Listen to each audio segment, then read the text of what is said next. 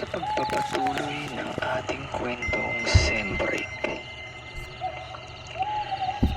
Ipinagsawalang kibunga ni Victor ang kanyang mga nalaman.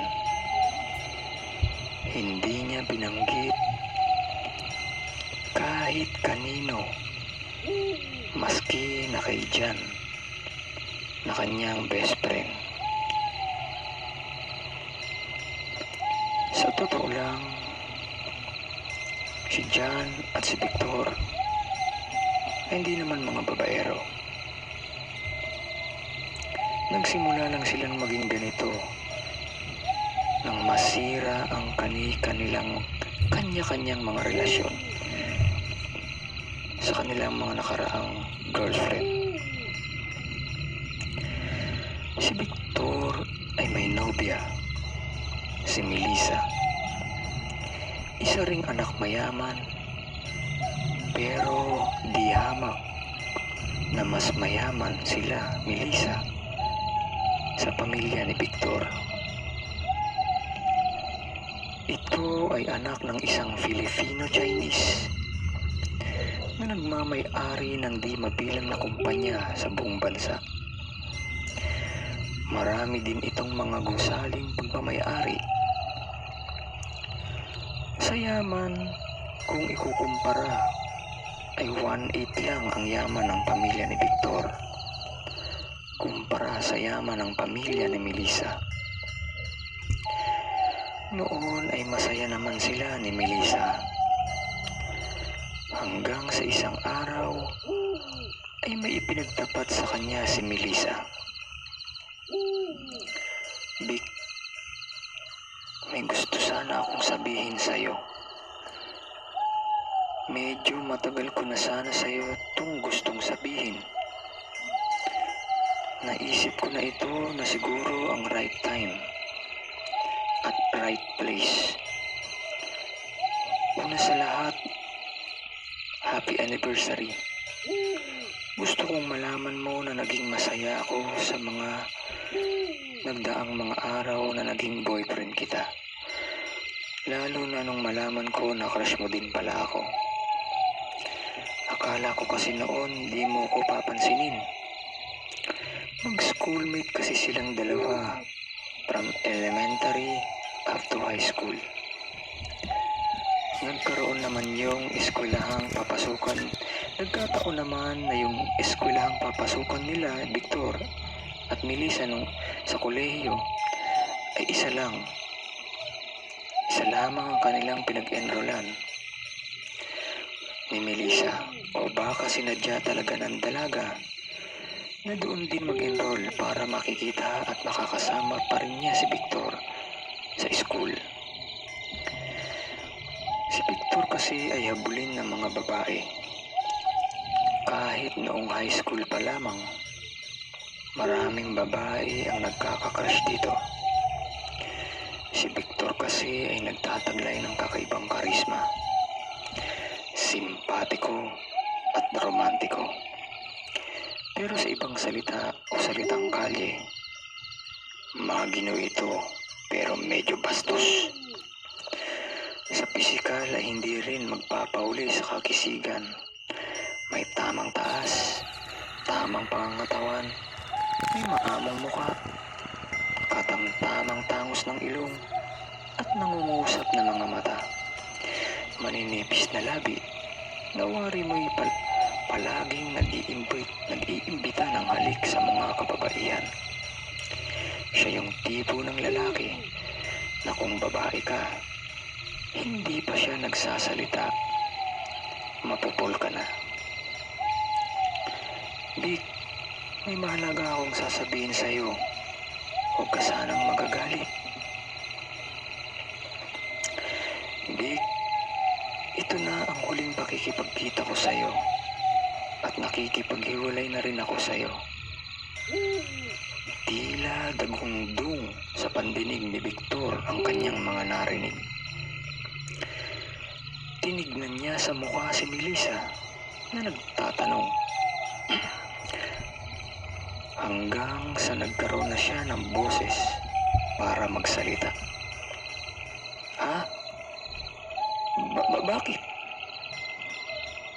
Tulad sa mga tanong natin, sa mga jowa natin na basta na lamang tayo iniwan. May nagawa pa akong mali? Ang tanong ni Victor. Iling lamang at mahinang iyak ang naisagot sa kanya ng katipan na si Melissa. Vic, wala kang ginawang mali. Ako ang may nagawang mali sa'yo. Bukas ay uuwi na kami ng aking mga magulang.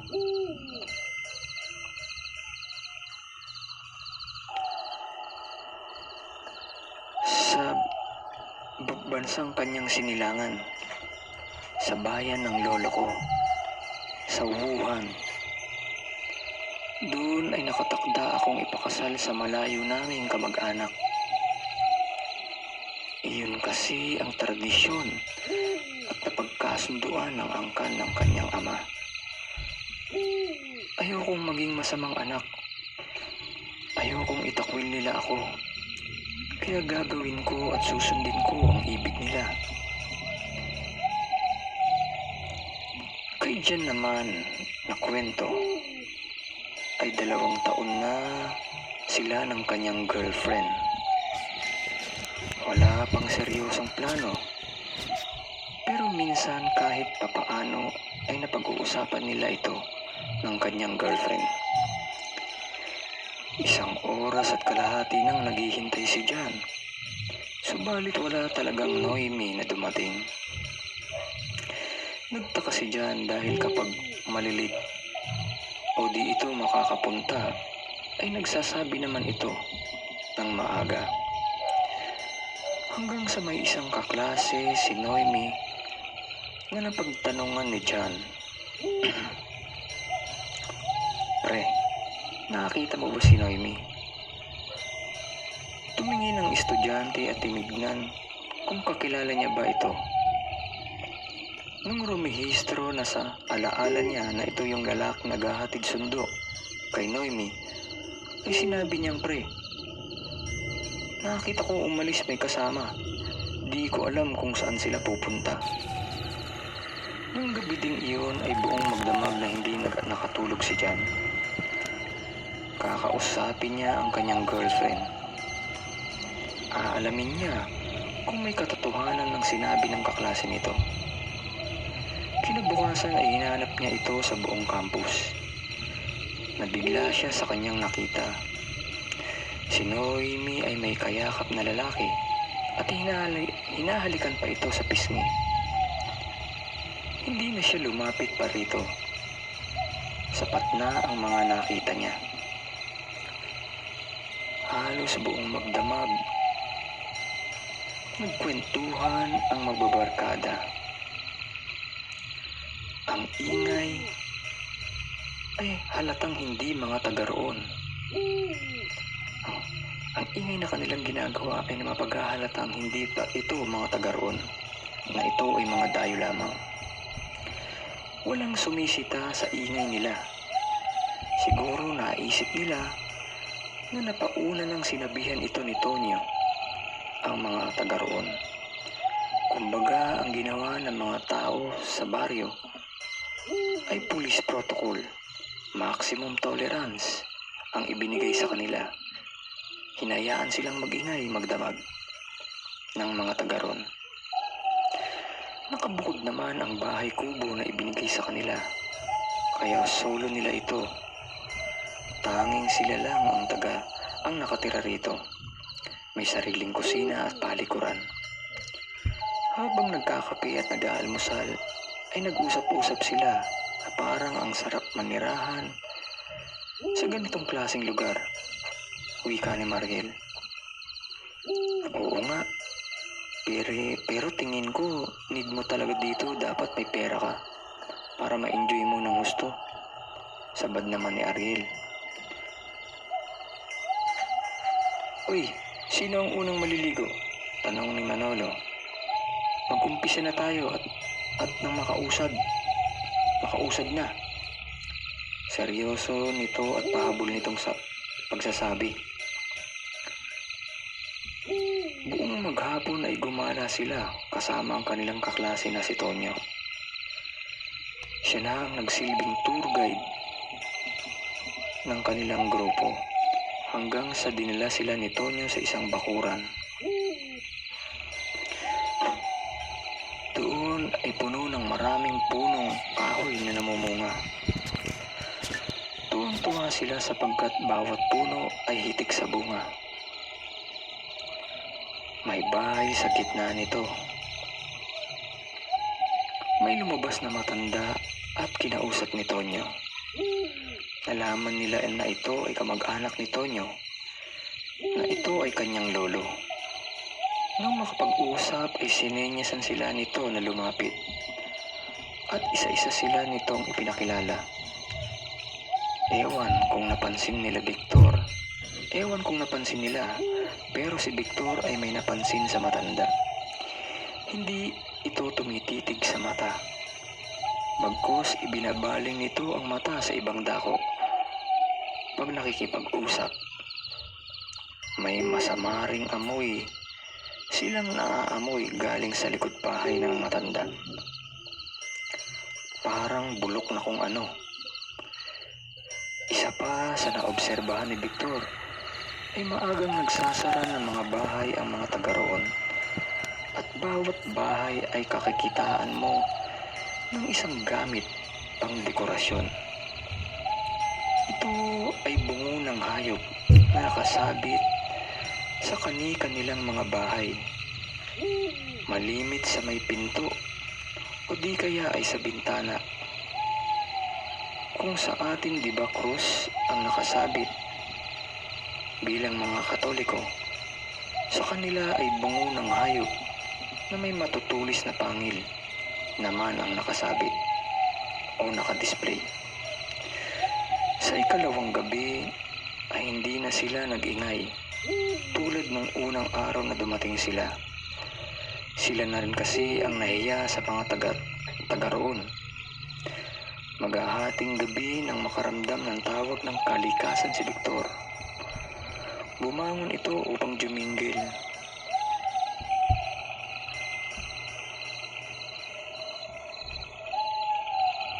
Sa banyo. Lumabas ito dahil ang probinsya sa banyo kalimitan ay nakahiwalay sa mismong bahay. Kaya obligado talagang lumabas.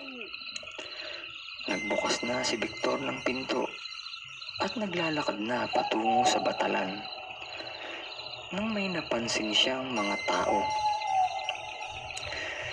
Nakaupo ang mga ito na nakapalibot sa buong bahay kubo kung saan sila natutulog.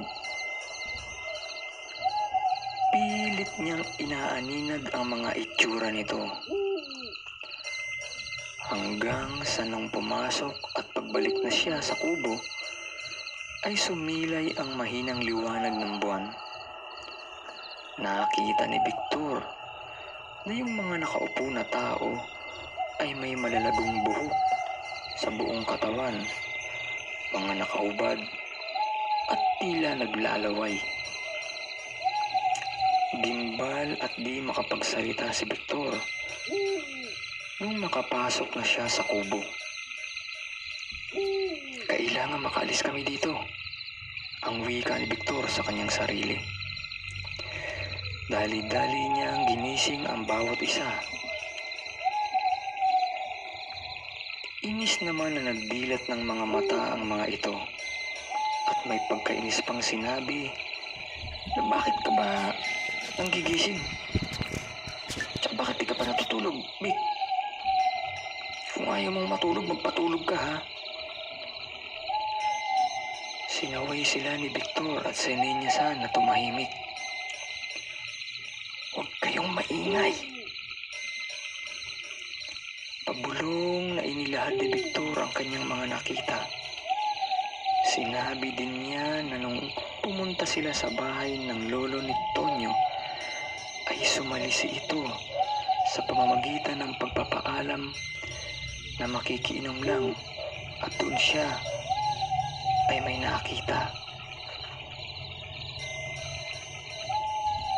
Sa isang malaking kawa sa likod bahay, may pinakukuluan sa labas ng kusina. Dahil nakababad sa tubig, hindi niya malaman kung ano raw na karne ang kanyang nakita na pinakukuluan sa likod ng bahay ng lolo ni Tonyo. Noong una inisip niya na baka o baboy ang pinalalambot. Dahil sa kanyang kuryosidad, gusto niyang malaman at tignan, ay dali-dali niyang kinuha ang sandok sa kusina at sinandok kung ano man ang nasa ilalim ng sabaw na nasa malaking kawa. Halos mawala sa sarili si Victor nang makita niya ang kanyang mga nasandok. Piraso ng parte ng kamay na hindi nang hita ng tao. Kaya pala nang bumalik ka ay tahimik ka at para kang namumutla, sabi ni Mariel. Ipinagtapat rin ni Victor yung tungkol sa matanda sa pantalan na kanyang nakausap. Kaya natakot na talaga ng gusto ang buong barkada sa kanilang mga nalaman. Kailangan natin makaalis dito bago sumapit ang pesta. Dahil nung nagtanong ako kay Tonyo na kung ano ang mga ihahanda nila ng kanilang baryo sa pesta, ay abot tenga itong ngumiti. Ang sagot nito, 6 na baboy pre, 5 barakong baboy at 1 dumalagang baboy. Sabik na ang lahat kasi ngayon lang uli kami makakakain ng karne. Nagtaka si Victor dahil may mga kambing, pato, pabo at baka naman doon sa lugar na yun. Bakit baboy ang ihahanda nila?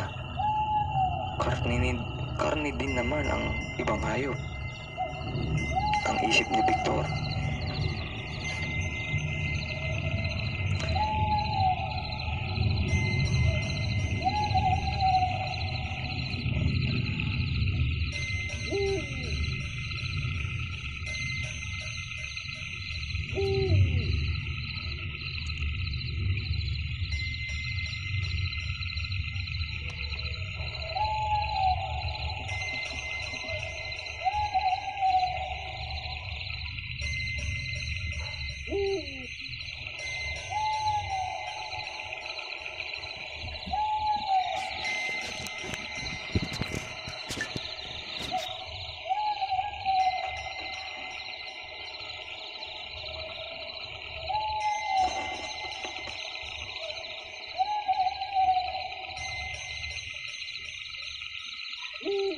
Kinabukasan kasama si John, kunwari ay may kukunin sila sa sasakyan. Subalit laking gulat nila nang makitang plat na ang mga gulong ng mga ito. Tinanong niya si Tonyo kung bakit ang dalawa sa gulong sa harapan ay mga plat na. Nagdahilan na lamang ito na sumagot, "Pre, baka napako. Oo, nabutas yan nung malapit na tayo dito." Walang nagawa si Victor kundi ang bumalik sa kubo kung saan naroroon ang iba pa nilang kaibigan.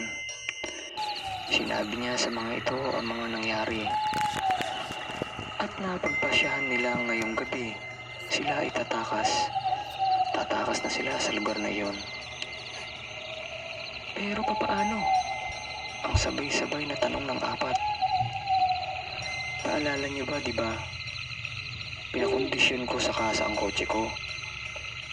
Di ko pala nasabi sa inyo na may 2 pa akong reserba na gulong na nakatago sa likuran ng sasakyan. Sigurado ako na hindi nila nabutas yun kasi nakasarado at nasa akin ang susi ng kotse. At hindi ko rin naman ito sinabi kay Tonyo.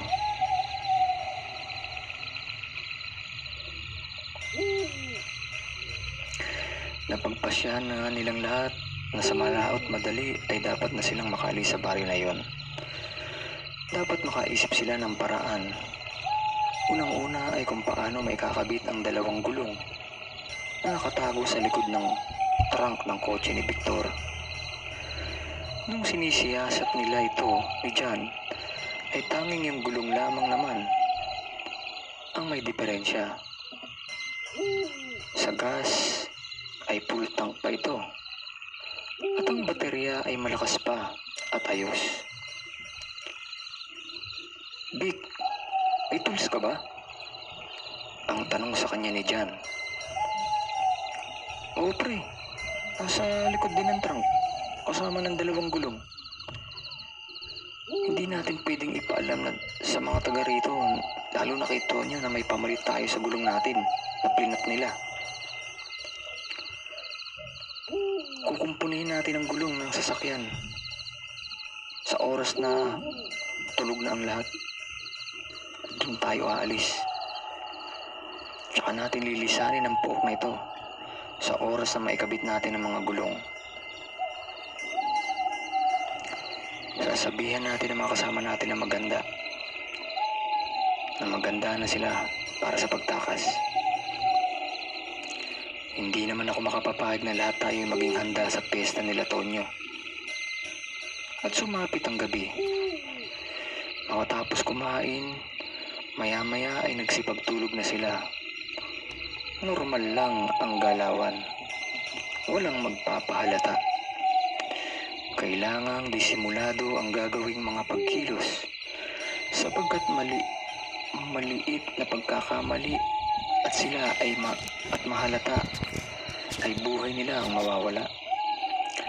Ayaw naman nilang makatay.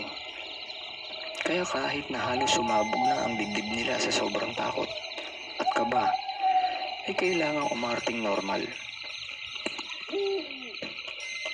Lalo na kanina na bago mag alas 6 ng gabi, ay pinuntahan sila ni Tonyo kasama ang ilang kababaryo nito na pawang mga kalalakihan.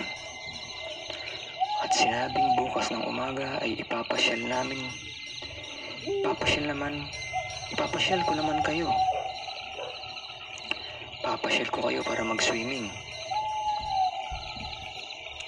Kahit puputok na ang dibdib nila dahil sa nararamdamang nerbiyos, ay sumagot sila ng, "Oo pre, sige, may dala nga kaming damit pang swimming. Alam mo naman, dapat laging handa, parang Boy Scout." Pabirong wika ni Victor na kahit kinakabahan, ay kailangang umarting normal. Kahit medyo parang may nginig na sa kanyang mga tinig.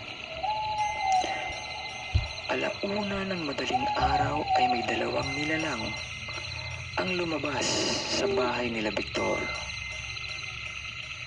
Dahan-dahang gumapang ito patungo sa matataas na damo at mga halaman. Maingat at hanggat maaari ay walang ingay na malilikha sa kanilang mga gagawing pagkilos. Naalala tuloy ni Victor yung pelikulang kanyang napanood.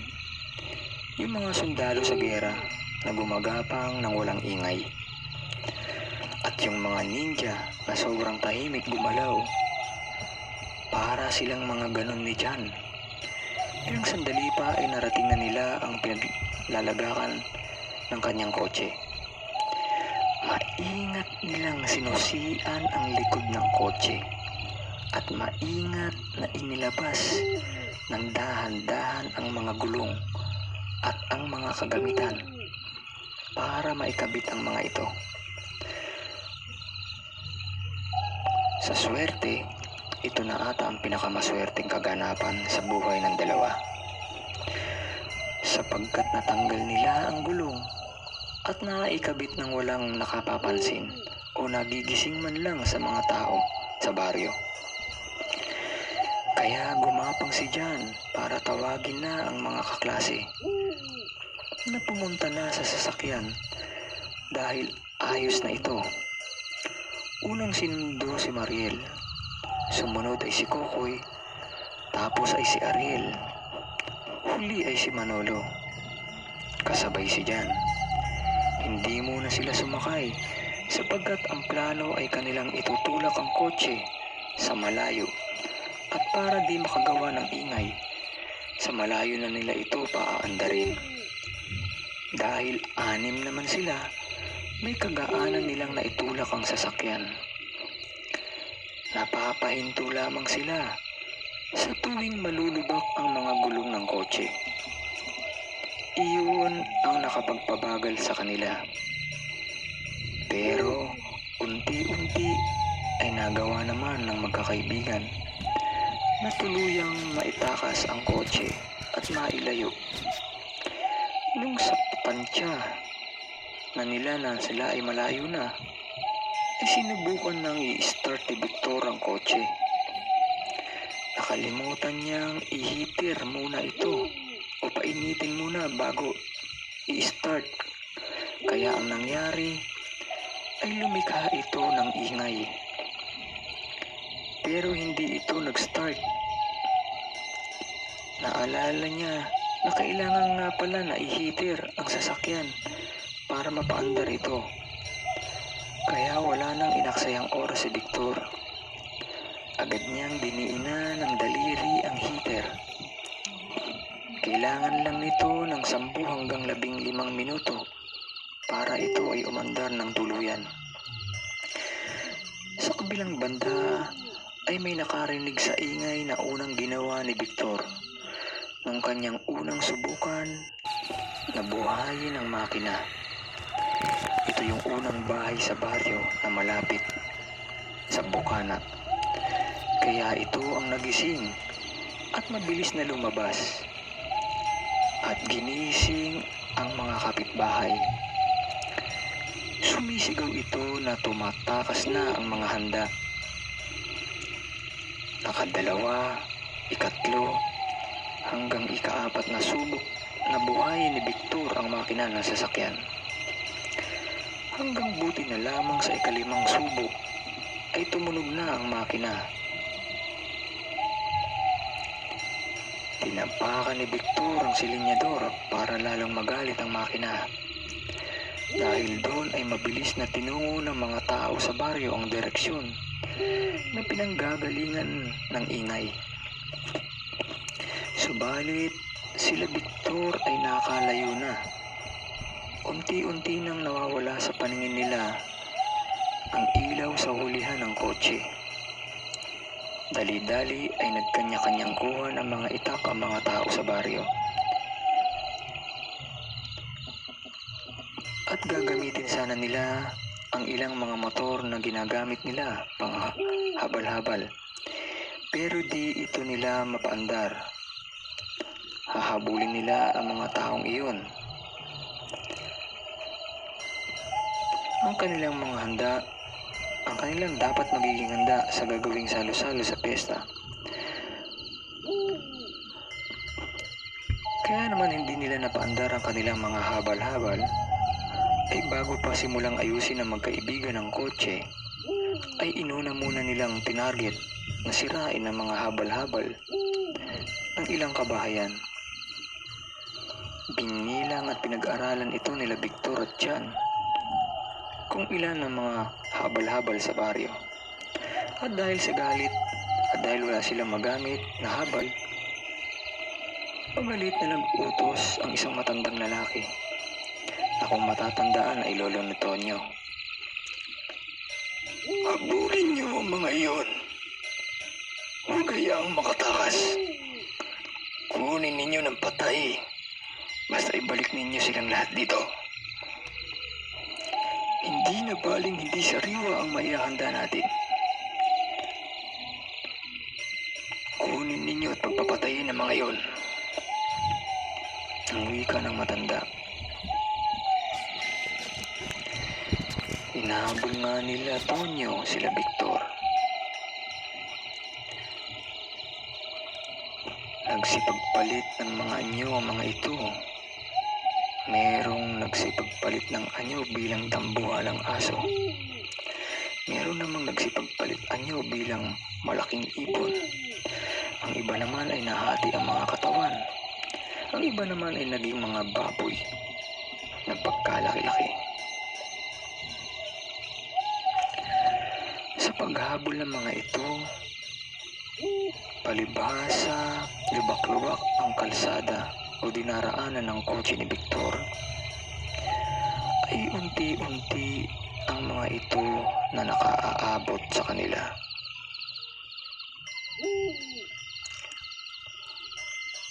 Hanggang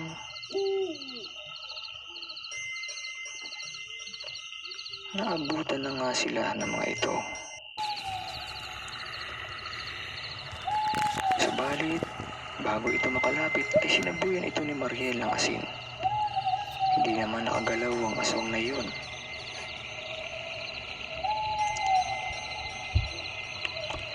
Hanggang sa sila ay nalubak ng medyo malalim-lalim. Ang 6 o ang 5 ay nagtulong-tulong para itulak ang nasabing sasakyan ni Victor.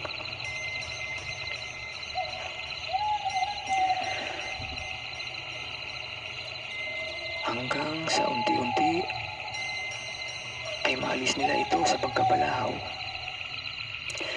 May narinig na silang alulong. Yung aswang naman na nakalapit sa kanila ay walang lakas na loob na lumapit. Takot din kasi ito na masabuhay ng asin. Kaya naman mabilis na itinulak ang kotse at ubos lakas nila itong itinulak hanggang sa makaalis na uli sila sa pagkabalahaw. Sabi ni John kay Vic, "Pre, iwasan mo naman yung mga malalalim na lubak para hindi na tayo uli mahinto." Hanggang sa makarating na nga sila sa aspaltadong kalsada.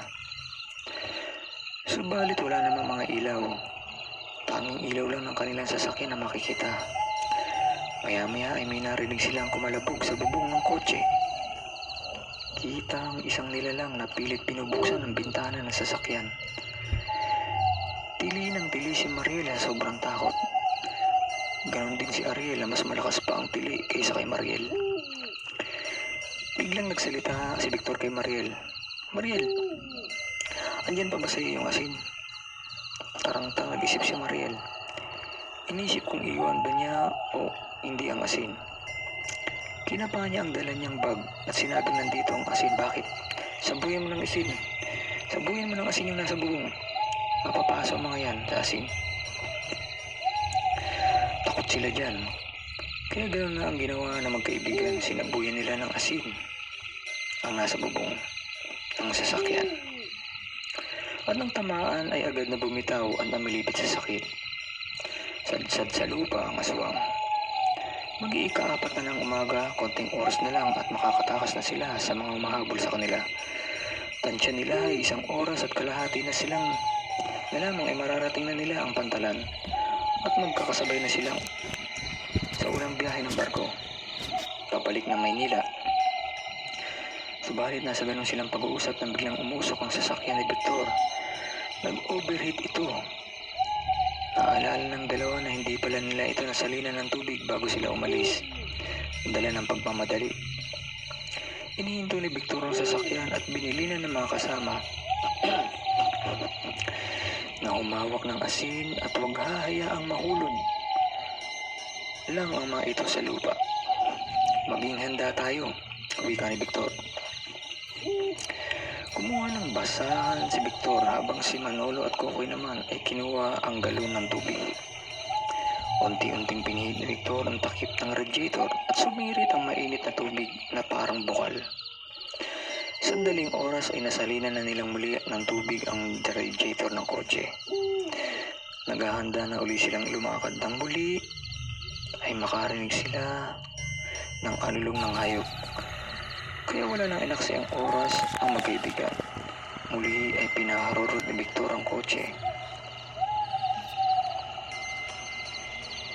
Nasa kalagitnaan sila ng pag-uusap, magkakaibigan ay nagpapasalamat sapagkat nakaligtas sila sa tiyak na kamatayan sa kamay ng mga aswang sa Baryo Aswang.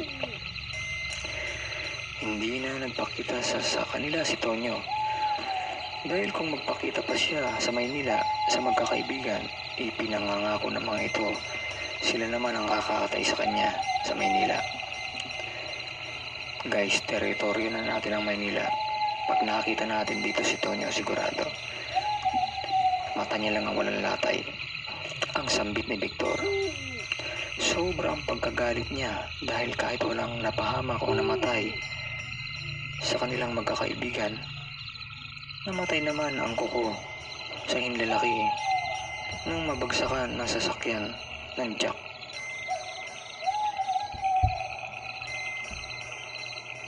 Nung kanilang kukumpunin ni John ang mga gulong, nung papataka sila, grabe ang kirot nito. Nakailang antibiotic at may pinamik na siya at masakit pa rin. Hindi niya lang nararamdaman na masakit talaga ito dahil siguro sa adrenaline na kanyang nararamdaman na mga sandaling papatakas na sila. Ang pista ay natuloy naman sa baryo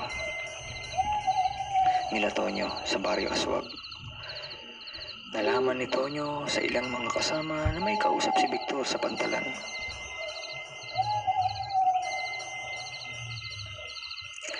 Bago sila nito nakita, ito yung matanda. Naisip nilang ito maaari ang nagbigay babala sa grupo ni Victor. Kaya ang ginawa ng grupo ni Tonyo ay hinanap nila ang bahay ng matanda. At nang makumpirma kung saan ito nakatira, ay pinuntahan nila ito at tinukot kasama ng asawa at 2 anak ng mga ito. Masaya ang mga tao sa baryo Aswag. Sa mahabang lamesa ay makikita ang biyak na katawan ng isang matanda na inuumpisahan ng putul-putulin. Una ang paa, 2 kamay, isang matandang babae at 2 kabataan. May tagatadtad at mayroon ding tagahiwa. Abala ang lahat at puno ng kasiyahan ang paligid. Tuloy ang pagdaraos ng piyesta kasabay ng sem break.